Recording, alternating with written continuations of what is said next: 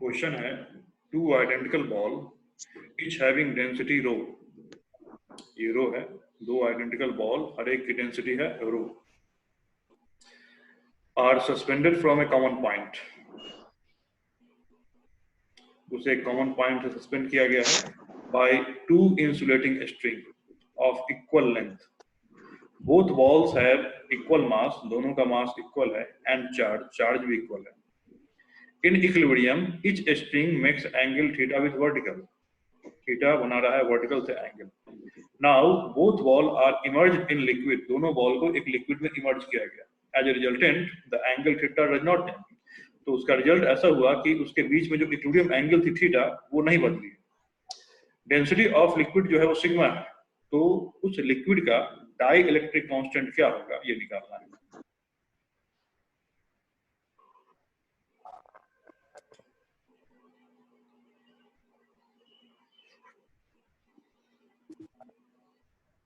पूछा हुआ क्वेश्चन है ये कई बार, मतलब एक बार जेई में पूछा है और एक बार डेटा डाल के, मतलब इसी में वैल्यू में डेटा डाल के, ये मेडिकल में पूछा हुआ है.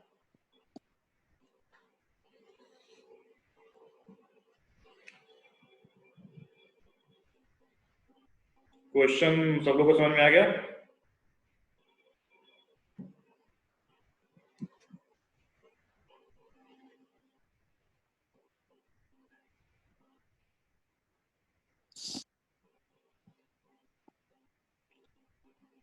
मैं क्या इसे स्क्रीन से हटा सकता हूं क्वेश्चन को?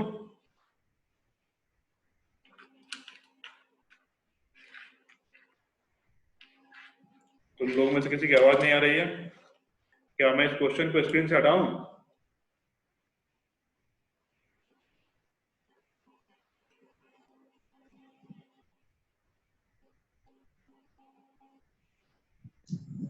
Yes, sir.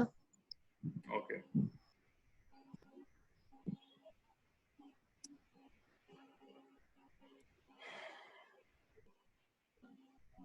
चलो इस क्वेश्चन को हम फिगर में लिखते हैं.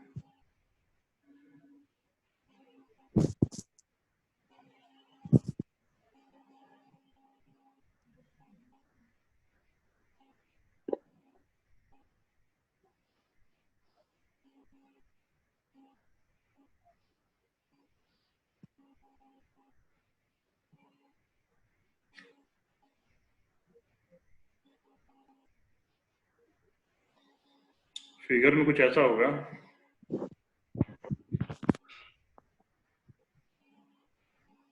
एक कॉमन सपोर्ट है,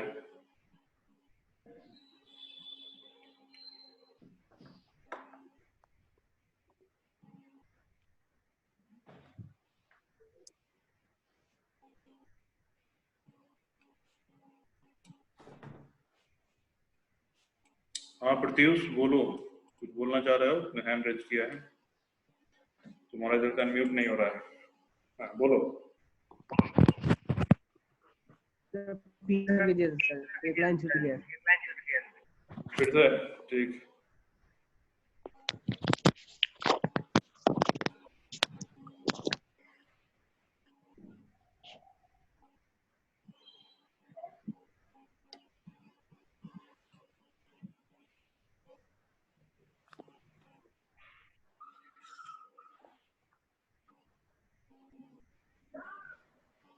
यस सर हो गया.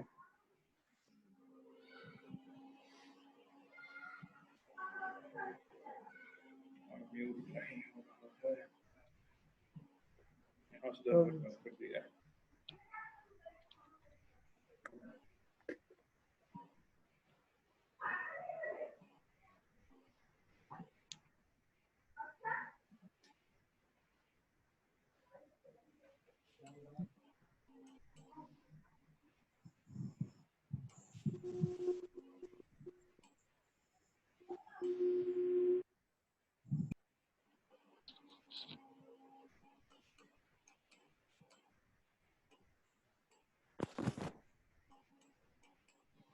तुम्हारा इधर से भी अनम्यूट नहीं हो रहा सुमित. अब हुआ. यस सर अब हो गया. तो क्वेश्चन कुछ ऐसा है,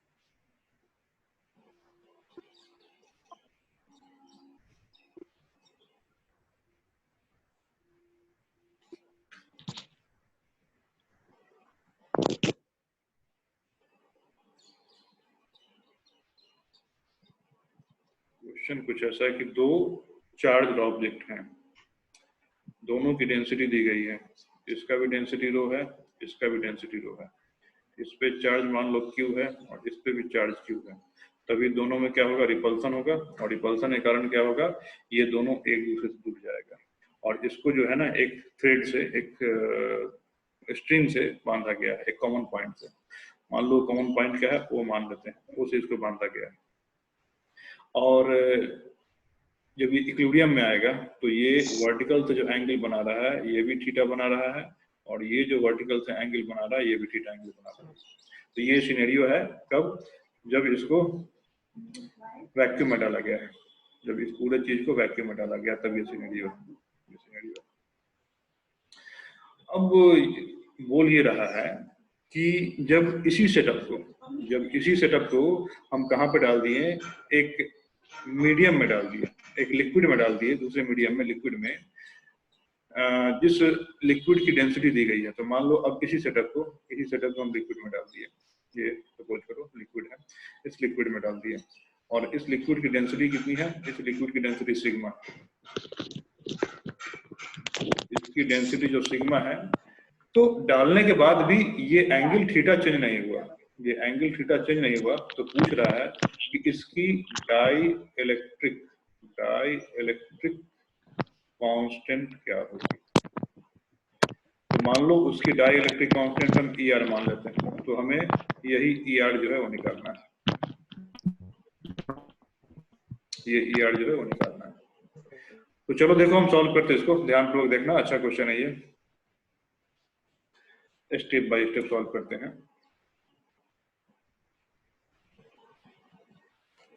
बना रहे हैं, ठीक है, बनाओ कुछ।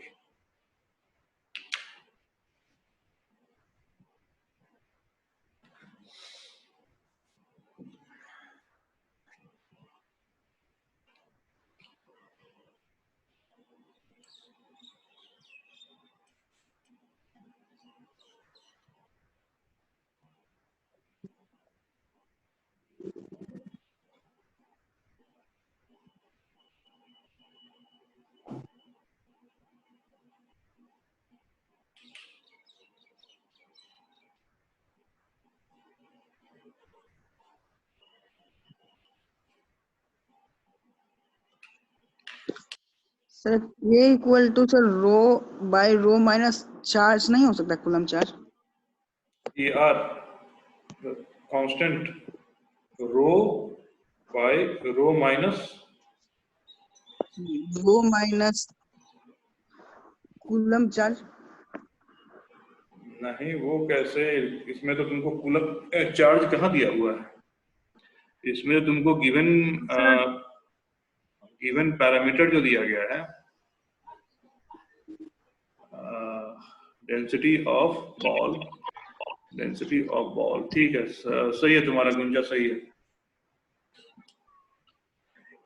ठीक है।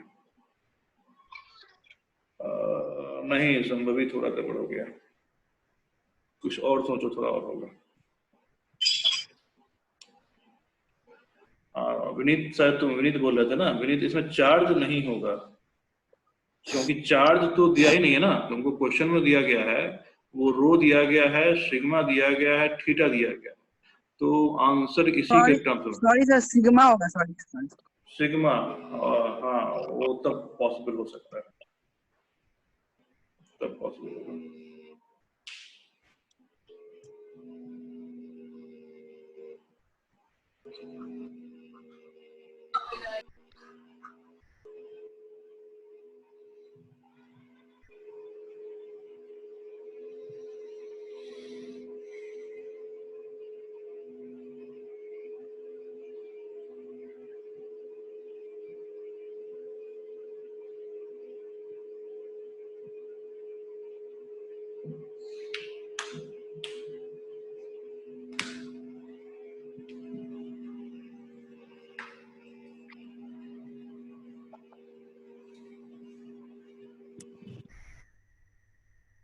सही है, बिल्कुल सही है, ठीक है, बता रहा।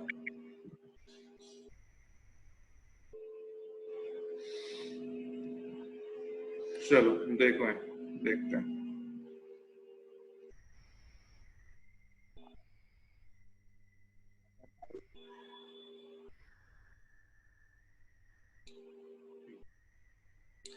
तो हमें ये दिया गया है कि चाहे उसे वैक्यूम में डालें, चाहे उसे इस लिक्विड में डाला गया है, ये एंगल ऑफ इक्विलिब्रियम चेंज नहीं होता है। ये एंगल ऑफ इक्विलिब्रियम चेंज नहीं है। अब याद होगा, तुमको बताए थे कि ये जो एंगल है डायरेक्टली हम निकाल सकते हैं फोर्स और इक्विलिब्रियम को लेके। ये हो जाता है Fe/mg। कैसे? यहाँ पे हम इक्विलिब्रियम में, हाँ अब सही है, समझ भी तुम्हारा सही है। यहाँ हम इक्विलिब्रियम में क्या करेंगे, फोर्स ड्रॉ करेंगे। तो एक फोर्स mg इसका नीचे आएगा, टेंशन वाला जो फोर्स है ये यहाँ लगेगा, and force of electrostatic repulsion जो है वो जो लाइन दोनों का है, जहाँ पे ये लाई कर रहा है, ज्वाइनिंग लाइन, उस पे एक्ट करेगा। और इसी में हम यहाँ से ये लाइन वर्टिकल खींच दें तो ये एंगल भी थीटा हो जाएगा। टेंशन को दो कंपोनेंट में तोड़ते हैं, एक ऊपर हो जाएगा T cos थीटा और एक इधर हो जाएगा ये वाला T sin थीटा। तो यहाँ से हम फर्दर लिखेंगे T cos थीटा बैलेंस कर रहा है mg को, and T sin theta balance कर रहा है फोर्स ऑफ इलेक्ट्रोस्टैटिक रिपल्सन को। और इन दोनों को से tan theta equal to force of electrostatic repulsion upon mg आ जाएगा। ठीक है, तो यहाँ से थीटा की वैल्यू निकल जाएगी। अब बोल रहा है कि चाहे ये वैक्यूम में है चाहे या लिक्विड में है, ये थीटा चेंज नहीं होता है। ठीक है, तो थीटा चेंज अगर होगा तो किसकी वजह से होगा? देखो अब होगा क्या, इसमें होगा क्या कि जब इसको मान लो ये दो चार्ज है यहाँ पे, कितने दूरी पे है, ये r दूरी पे है, दो चार्ज r दूरी पे है। तो वैक्यूम में जो फोर्स लगता है वो फोर्स ऑफ इलेक्ट्रोस्टैटिक रिपल्सन जो हो जाता है K, ये Q1 है, ये Q2 है, तो K Q1 Q2 upon r square. और यहाँ K की value 1/4 pi epsilon Q1 Q2 upon r square होता है।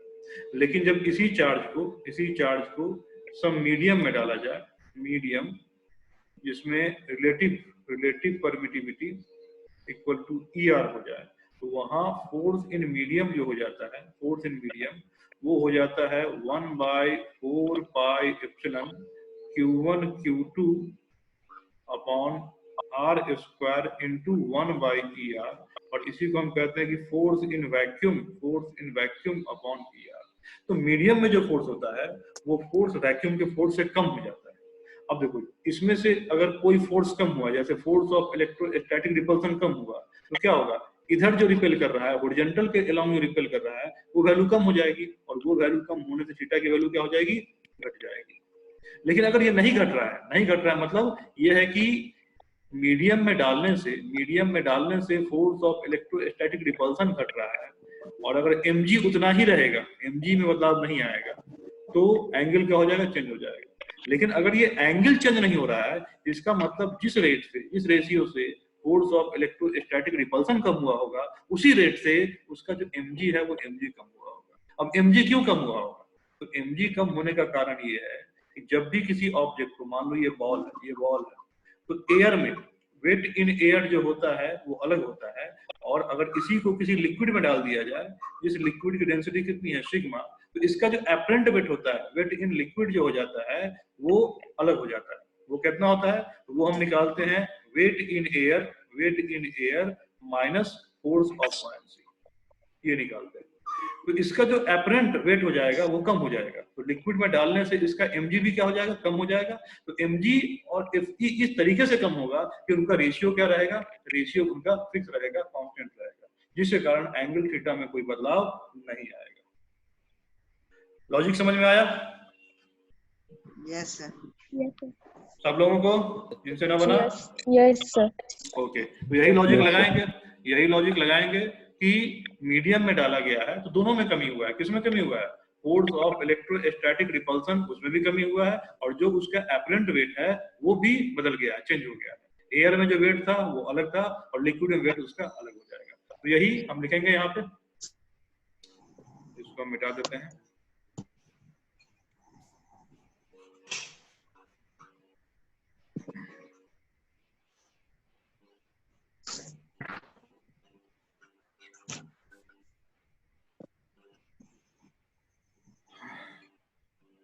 लिखेंगे कि लेट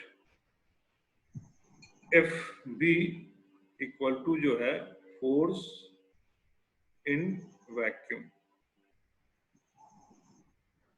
एंड एफ मीडियम है, एफ लिक्विड लिख देते हैं, F liquid force, electrostatic force, sorry इसको लिख दो electrostatic force, electrostatic force of repulsion in vacuum, ये हो जाएगा। और एफ लिक्विड हो जाएगा electrostatic force of repulsion in liquid. तो हम कह सकते हैं एफ लिक्विड जो हो जाएगा वो एफ वी अपॉन कितना हो जाएगा? टी आर हो जाएगा। एक रिलेशनशिप यहां से आ गया। दूसरा कहां से आएगा? दूसरा लिखेंगे mg जो है ये है weight of ball in vacuum, and m dash g ये है weight of ball in liquid. तो m dash g कितना हो जाएगा? m dash g हो जाएगा weight of ball in vacuum minus force of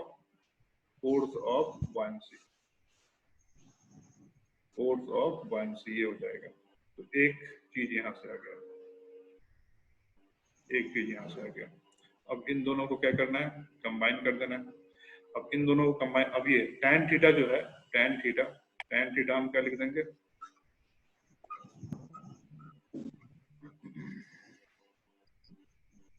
लिखेंगे कि as equilibrium angle theta is same in both case.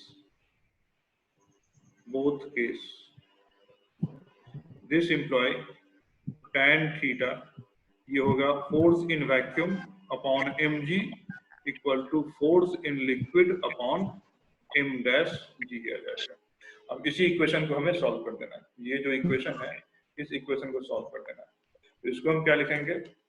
Force vacuum तो रहने देना है, mg रहने देना है, एंड फोर्स इन लिक्विड जो है लिक्विड, इसके बदले में ये लिख देना है। ये तो फोर्स इन लिक्विड के बदले लिखाएगा force in vacuum upon er into 1 by mg। तो mg के बदले क्या लिखा जाएगा? m डैश g के बदले क्या लिखा जाएगा? mg minus force of buoyancy लिखाएगा। इससे ये कैंसिल आउट हो गया।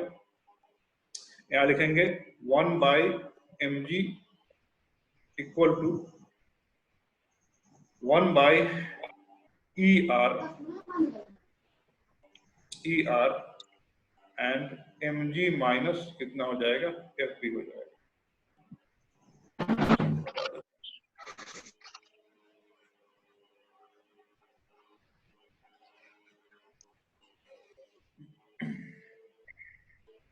अब यहां से ये क्या आ जाएगा? यहां से हम ER क्रॉस मल्टीप्लिकेशन से ER लिख सकते हैं mg upon mg minus FB, ये लिख सकते हैं। अब यहाँ डेंसिटी के फॉर्म में दिया गया है तो mg क्या हो जाएगा? तो मास होगा डेंसिटी इनटू वॉल्यूम। तो density of ball into volume of ball into g आ जाएगा। और यहाँ पे ये आएगा again density of ball into volume of ball into g and force of buoyancy में क्या आएगा? फोर्स ऑफ buoyancy में आएगा density of liquid into volume of liquid displaced into कितना आ जाएगा? into g आ जाएगा। तो कंप्लीटली इमर्ज है तो वॉल्यूम सब जगह सेम हो जाएगा।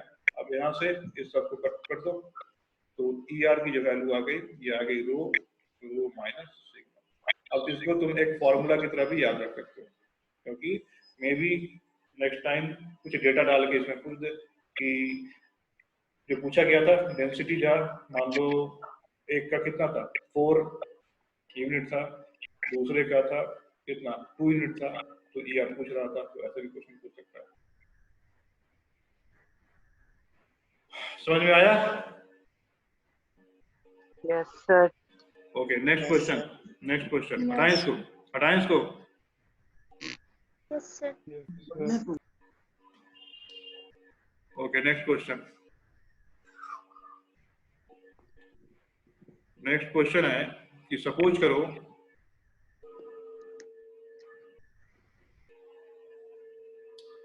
एक वॉल है, इस तरह से एक वर्टिकल वॉल है। अब वर्टिकल वॉल पे 2 पॉइंट हैं, एक पॉइंट मान लो A यहाँ पे है और एक पॉइंट B है। इस पॉइंट पे B पॉइंट पे एक चार्ज Q यहाँ पे चिपकाया हुआ है। ये वॉल पे एक चार्ज Q यहाँ चिपकाया हुआ है। A और B के बीच का जो गैप है वो L है। A और B के बीच का गैप L है। अब एक और दूसरा चार्ज रस्सी के सहारे यहाँ से जो है ना, यहीं पे जो मैंने यहाँ एरो दिखाया है तो एरो का हेड जो है यहीं पे चार्ज लगा हुआ है और रस्सी के सहारे यहाँ से लटकाया हुआ है। अब दोनों में क्या है, सेम चार्ज हो सकता है, अलग चार्ज हो सकता है, लेकिन चार्ज का नेचर क्या होगा? सेम होगा। दोनों में प्लस प्लस है ना, दोनों में माइनस माइनस हो सकता है। तो क्या होगा, इसी कारण क्या होगा, यहाँ पे दोनों चार्ज अगर होगा तो रिपल्सन होगा। रिपल्सन की वजह से क्या होगा, ये तो चार्ज जो वॉल में तो फिक्सचर है लेकिन जो यहाँ रस्सी से लटका हुआ तो मूव कर सकता है। ड्यू टू रिपल्सन ये चार्ज है, ये चार्ज मूव करके मान लो यहाँ ड्यू टू रिपल्सन ये चार्ज मूव करके यहाँ पे आ गया। ये जो चार्ज है यहाँ पे मान लो इसमें कैपिटल Q चार्ज है और मास इसका M है, कैपिटल Q चार्ज मास है। और ये एंगल जो है, ये एंगल थीटा दी गई है और इसका लेंथ भी L है, इसका लेंथ L है। तो तुमसे 2 क्वेश्चन पूछ रहा है तुमसे क्वेश्चन कि इसमें पहला क्वेश्चन इसमें निकालो कि find question A, find tension in string, tension in string at equilibrium. Equilibrium में रस्सी में टेंशन कितना होगा ये निकालना है। ठीक, पहले निकालो और उसके बाद ये निकाल लो second. Find equilibrium angle theta in terms of other parameter। Equilibrium angle theta in terms of other parameter. तो अदर पैरामीटर क्या क्या है, तो अदर पैरामीटर में लेंथ ऑफ स्ट्रिंग है L, मास ऑफ ये जो है रस्सी का बंधा हुआ वो है, चार्ज Q कैपिटल Q है, ये दिया गया है ना। तो इस सब के पैरामीटर में निकालना है angle of equilibrium. Sir figure एक बार और बता दीजिए ना सर। फिगर है कि ये जो यहाँ देख रहे हो इस तरह से ये वर्टिकल वॉल है, ये जो लाइन दिख रहा है स्ट्रेट लाइन वर्टिकली, एक वर्टिकल वॉल है।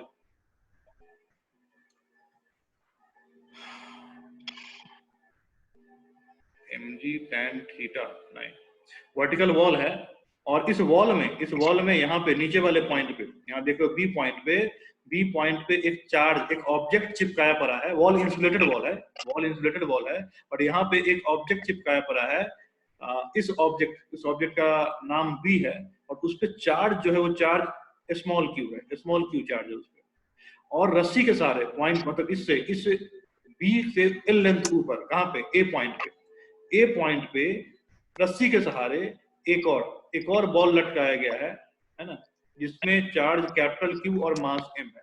रस्सी की भी लेंथ एल है और ए और बी के बीच के जो गैप है वो भी कितना है, एल है। तुम्हें बताना है कि रस्सी में जब टेंशन होगा, रस्सी में टेंशन कितना होगा, एंड एट इक्विलिब्रियम जो एंगल थीटा बनेगा वो थीटा निकालना है इन टर्म्स ऑफ अदर पैरामीटर में क्या हो गया, तो रस्सी की लेंथ या फिर ए और बी के बीच का गैप जो है एल है वो दिया गया है। ये जो चार्ज है, ये चार्ज का नाम कुछ डाल दो, मान लो चार्ज का नाम पी है, तो पी का जो लेंथ है, पी का जो मास है वो दिया गया है कितना, m दिया गया है। एक बॉल पे चार्ज q दिया गया है और दूसरे बॉल पे चार्ज कैपिटल Q दिया गया है, तो उसके टर्म्स में तुम्हें एंगल निकालना है। दो आंसर आए हैं लेकिन दोनों आंसर जो हैं वो गड़बड़ है। एक आंसर गुंचा का आया है और एक उज्जवल का आया है, दोनों आंसर आई थिंक गलत ही है, सही नहीं है। ध्यानपूर्वक सोचो क्योंकि ये भी क्वेश्चन पूछा हुआ है और ये इंस्पायर्ड है एक अच्छी किताब से। This question inspired from some good book। अब मैं उस गुड बुक का नाम नहीं लेना चाहता हूँ क्योंकि लोग नाम सुनते ही उसमें छोड़ देते कि नहीं बनेगा। तो समझ ही गए होंगे कहाँ से आया क्वेश्चन ये। इक्विलिब्रियम पे जो है, जो स्ट्रिंग में टेंशन लग रहा है वही निकालना है ना। हाँ, जो रस्सी में टेंशन होगा ना इस सब पूरे प्रोसेस में वो निकालना है इक्विलिब्रियम में।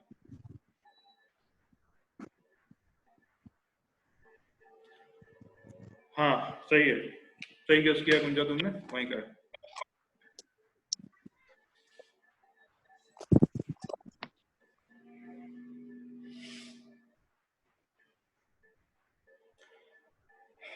नहीं बिल्कुल नहीं, गलत है। वो कैसे होगा, वो तब ना जब दोनों के बीच की एंगल 90 हो। बिल्कुल दोनों के बीच की एंगल 90 होगा तब ना, यहाँ एंगल 90 थोड़ी ना होगा। mg तो नीचे लग रहा होगा, mg नीचे लग रहा होगा और fe कहाँ लग रहा होगा, तो दोनों का ज्वाइनिंग लाइन है उसमें, अब वो हॉरिजॉन्टल थोड़ी ना है। ये जो ज्वाइनिंग लाइन है ये हॉरिजॉन्टल थोड़ी ना है। Yes sir. ये लाइन तो ऐसे है, fe तो इस पे लग रहा होगा, fe इसके अलोंग लग रहा होगा और mg नीचे लग रहा होगा, mg नीचे एंड fe ये एंगल 90 थोड़ी ना कि टेंशन इधर आ जाएगा।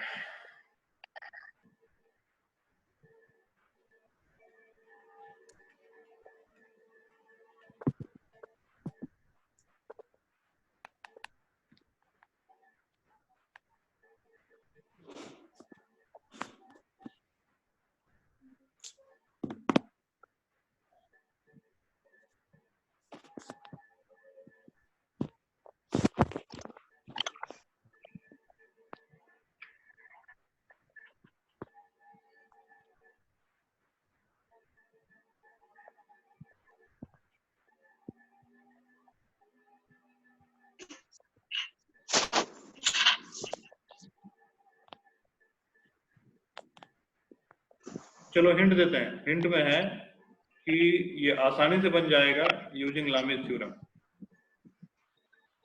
यूजिंग लामीज थ्योरम आसानी से बन जाएगा, बस केवल एंगल के बीच में सही से रिलेशनशिप निकाल लो तो।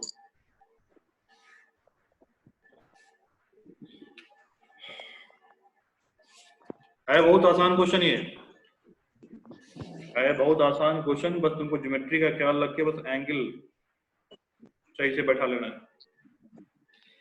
चलो टेंशन की जो वैल्यू आएगी, टेंशन की वैल्यू वो mg के इक्वल आएगी। टेंशन जो होगा इसमें, टेंशन इक्वल टू mg, पहले पार्ट का आंसर फर्स्ट पार्ट का, टेंशन इक्वल टू mg।